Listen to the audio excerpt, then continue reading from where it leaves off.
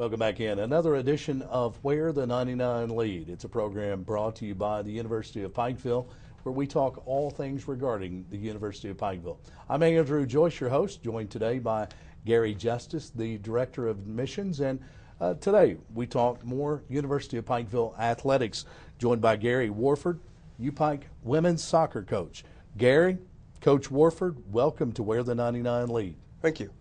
Of course, Where the 99 Lead, we talk about all things regarding the University of Pikeville. We talk academics, we talk athletics, we've talked dance, we've talked choral, and I have to say that I lean toward the athletic programs. I feel a little more comfortable talking about sports. They're in my wheelhouse, if you will. Gary Justice, of course, the Director of Admissions, and as coaches go on the recruiting trail, that ties in with admissions at all times. Gary, soccer, it's been a huge addition to the university. It is. It's been a huge addition, women's and men's soccer both, and it gives a student another avenue to get that college education that is needed in today's workforce. I mean, you look locally of all the coal mining jobs that we've lost and the need for more industry to come into our area. Now we can use women's and men's soccer to get that student that education, get them that motivation, that focus they need to get that baccalaureate degree. And Gary Warford, UPike women's soccer coach. Before we go any further, and we will talk soccer, we will talk recruiting, the roster, the upcoming season, and challenges of soccer. Let's have a little background on Gary Warford. Your soccer playing days, your coaching career, how you land at the University of Pikeville. Well, I actually didn't pick up soccer in high school because soccer was still seen as one of those sports that nobody wanted to play. Sure. So I didn't pick it up until I joined the Navy. And every little country we went to, they were playing this sport that I was just attracted to. And so I started picking up the ball and playing, and been playing ever since. Went to EKU, Eastern Kentucky University. They didn't offer men's soccer as a sport, so I got to play on their club team. And the natural transition was to coach. And my first teaching job was at Scott County High School. Yes. And they were looking for an assistant coach at the time. I took the position and been coaching ever since. University of Pikeville, I came here in 2010 as an assistant coach and have since been advanced to the head coach. Head women's soccer coach at the University of Pikeville. Still a new sport on campus, still a new sport in Eastern Kentucky. This is a sport that's been around some in Eastern Kentucky, but I think it still has to be classified as a new sport on the high school level. Yeah, there have been some youth teams and things for several years now, but the high school's just now catching up with the rest of the state. How tough is that, recruiting for the soccer program at the university? It's difficult because in most communities you have a club system that's already established, so most of your better players don't even play high school soccer. They play club soccer. Right. So it's difficult. I mean, there are very good players here in Eastern Kentucky. Obviously, it's our base, but then we have to travel out to the larger communities like Florence, Kentucky, Lexington, Louisville, places like that to do our recruiting. Tough recruiting, and of course you're battling with other teams throughout the Mid-South Conference that maybe have more established soccer programs. I know we have some teams in the conference that are nationally ranked on an annual basis, and that makes it tough for a school to be able to compete. Women's soccer this year, a full roster. Let's talk about this year's team. The recruiting process, what kind of base did you cover for this year's recruiting season? I like to use every avenue possible to recruit players. It's using Mr. Justice through admissions. I like to use internet sites like berecruited.com to find players. Our base this year was primarily in Northern Kentucky. We have 7 or 8 athletes from the same high school and same club system, so they came in already gelling, if you will, wow. As a team. This year's team, we do have a full roster.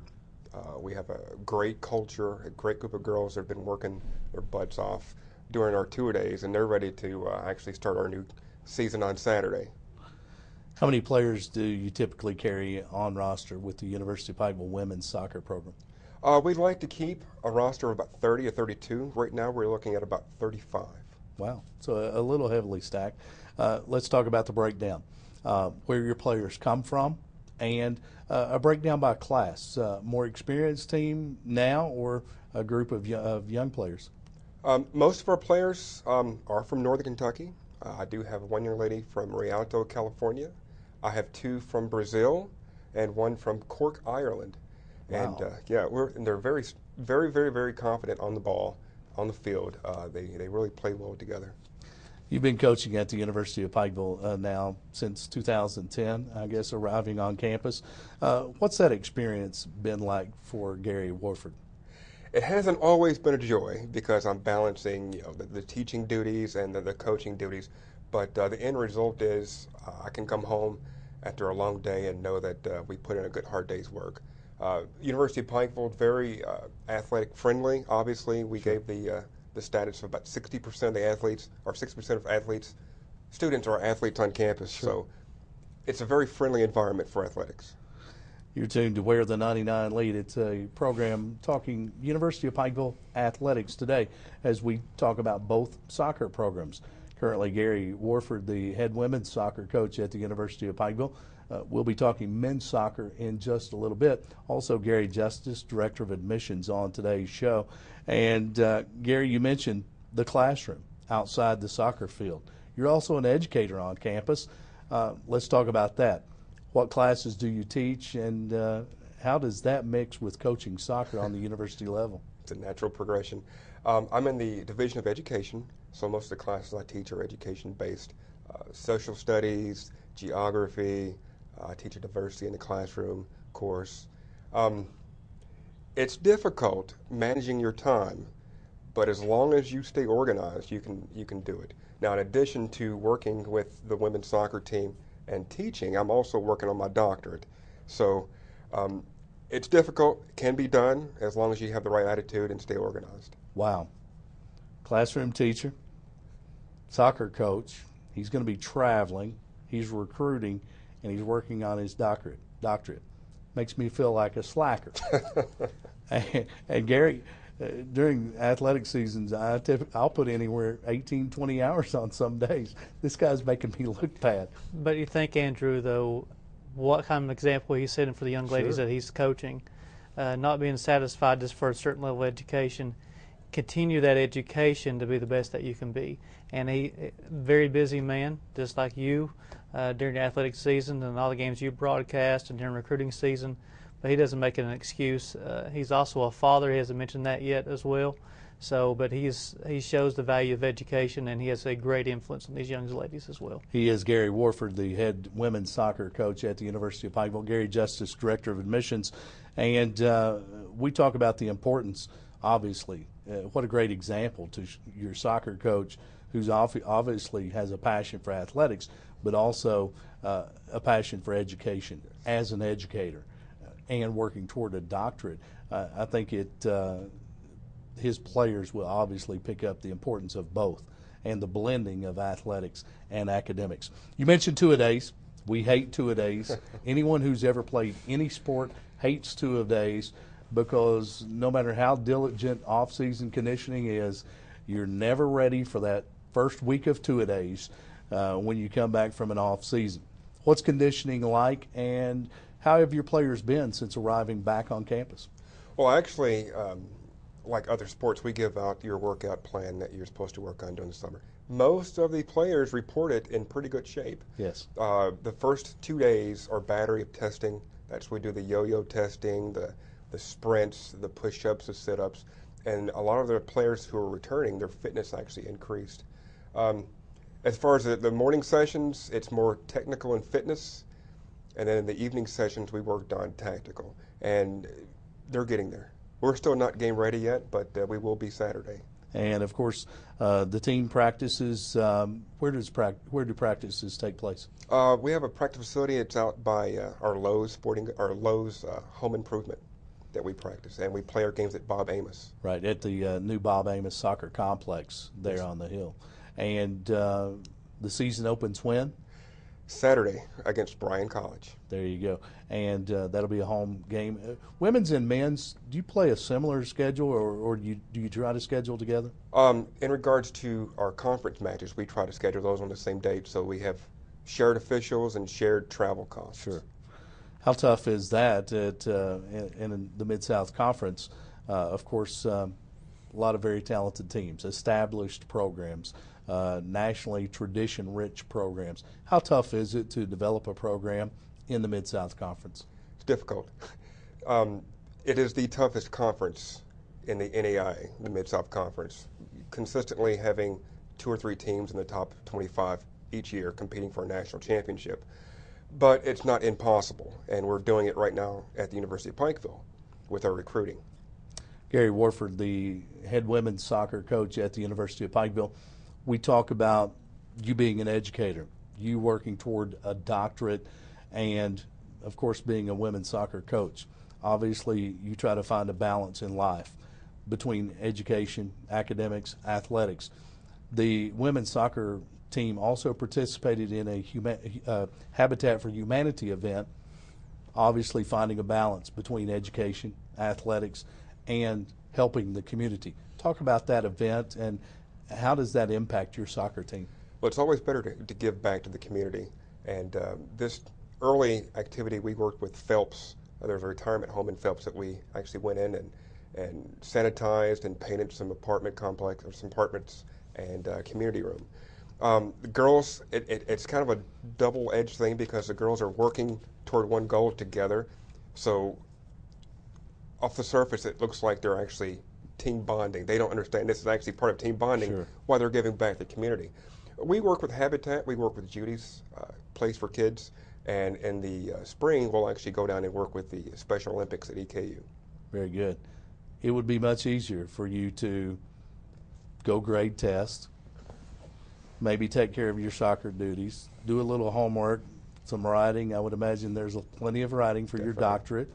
You're also a dad. It would be much easier to let those things slide. But yet, you as the leader of a program take your soccer team to give back to the community. Have you seen an impact? Has it changed your team, your girls seeing things and giving back?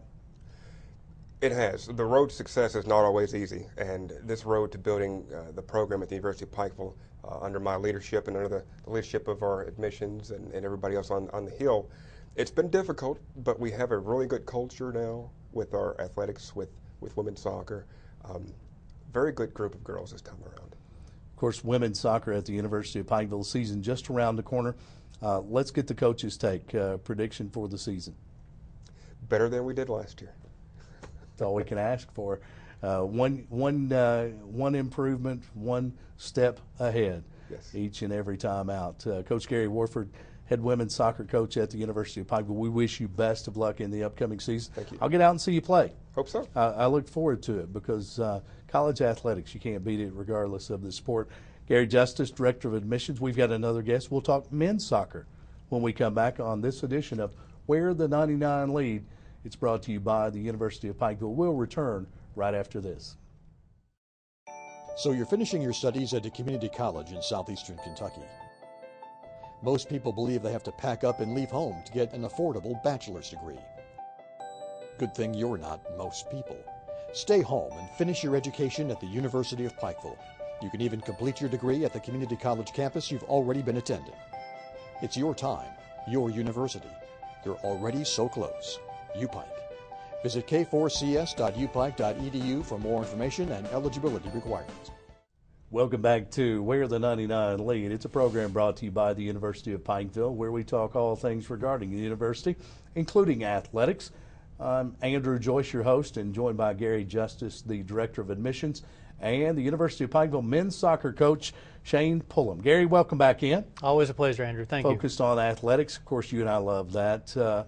While academics are an important part of the university programs, we also enjoy the athletics, and as we've talked about earlier, 60% of students on the University of Pikeville campus participate in athletics. That's a huge number. Huge number, and also it breathes the life into the university. You think of all the students who go to all the ball games. It don't matter if they're a soccer player, they go into a football game, football players go into soccer games, basketball games, baseball games. It really brings everybody together as a university.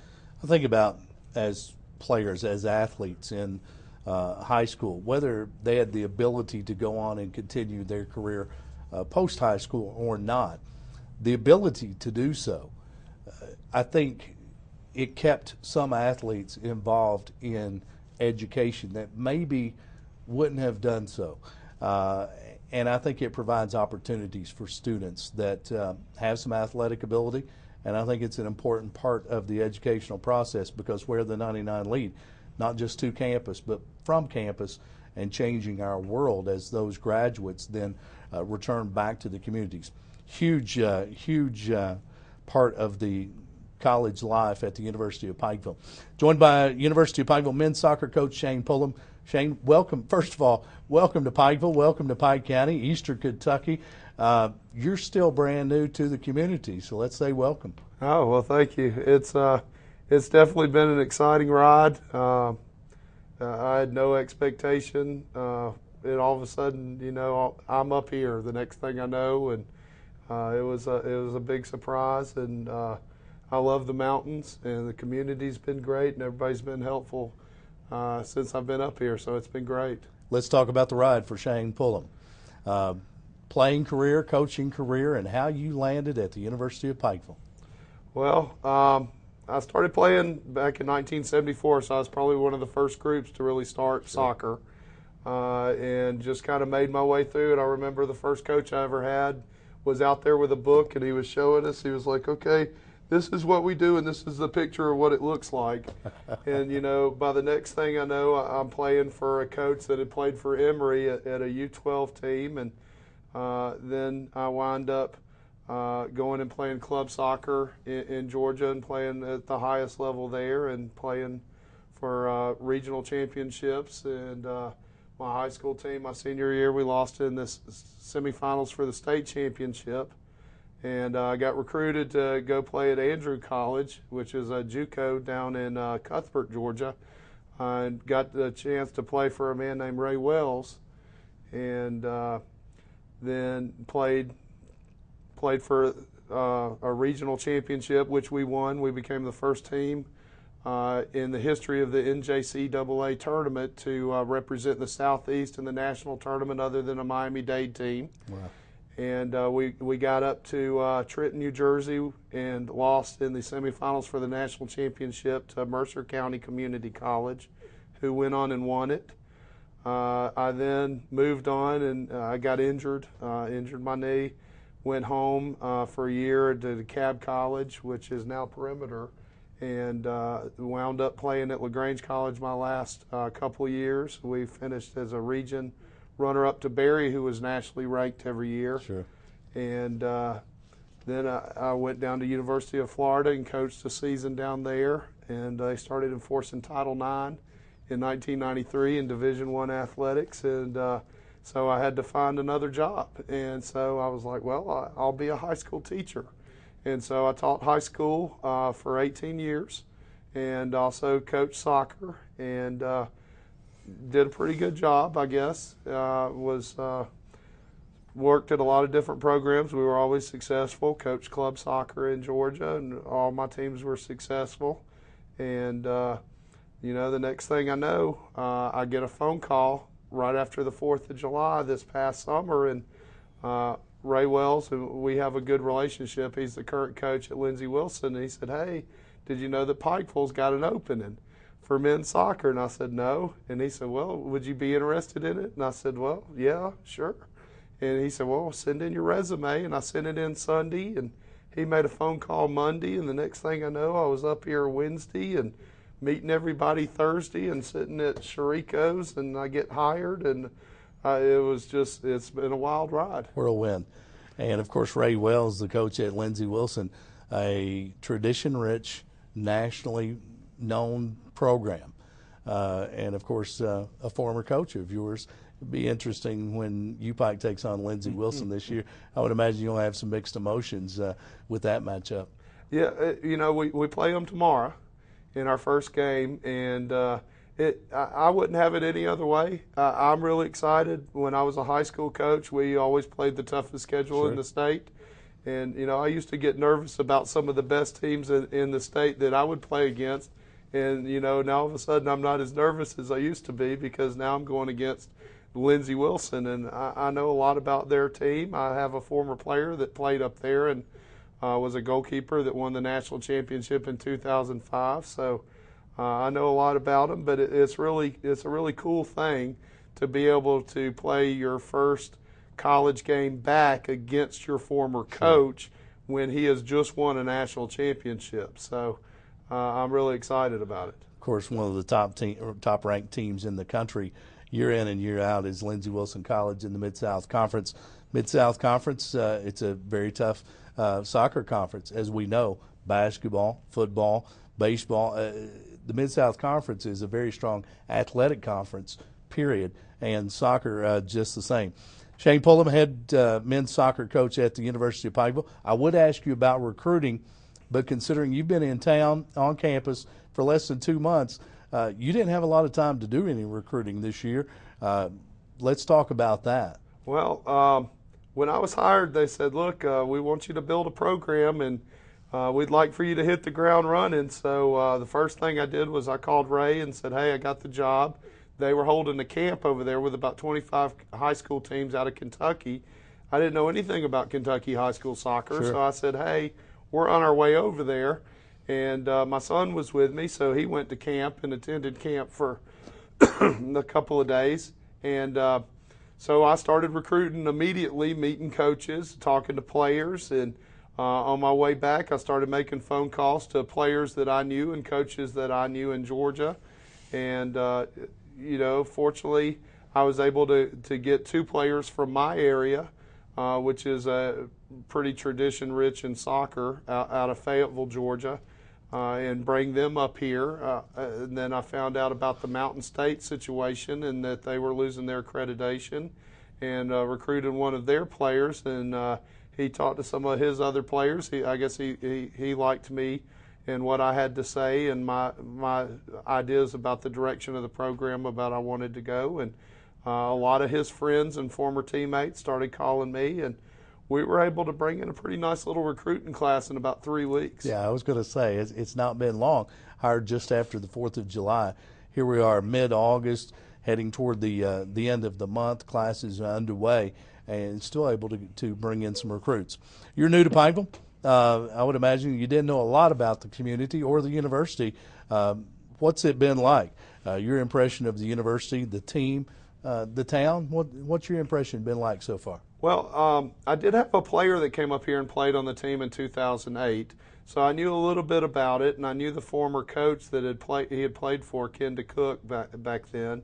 And so I had come and visited the school one other time because as a coach, I like to know what the schools I'm sending my players to, what they're like, because I can be a real asset to them in trying to tell them about the schools and help recruit the guys. And so, I had some prior knowledge about it, and I love the mountains, and I love the whole idea about being in the mountains. And, you get up here and you're really surprised that there's a whole lot that it offers that you don't expect. Right. Like I'd been up here before, but I really didn't realize that there was the Eastern Expo Center and all the concerts and everything that comes in, and all the different stores and everything in the surrounding area.